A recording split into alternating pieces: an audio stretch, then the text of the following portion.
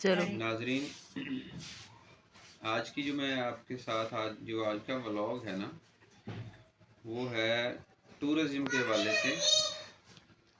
Tourism Pakistan میں بہت سے مقامات ایسے ہیں، بڑے قدرتی مناظر اللہ تعالیٰ کے جو ہمیں عطا کیے ہیں، اس میں بڑے بڑے قدرتی مناظر ہیں، تو ان کے بارے میں آج آپ کو میں بتانا چاہوں گا۔ سنیے گا۔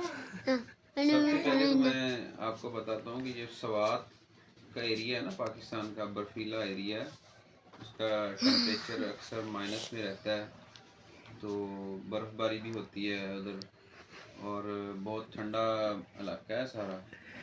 تو یہاں سے کافی لوگ جو نا سیاح پاکستان سے تقریباً سردیوں میں تقریباً 7-8 لاکھ لوگ، 10 لاکھ لوگ کے قریب جو نا لوگ پنجاب سے جو نا موو کرتے ہیں ادھر سوات کے ایریے کی طرف۔ تو لیکن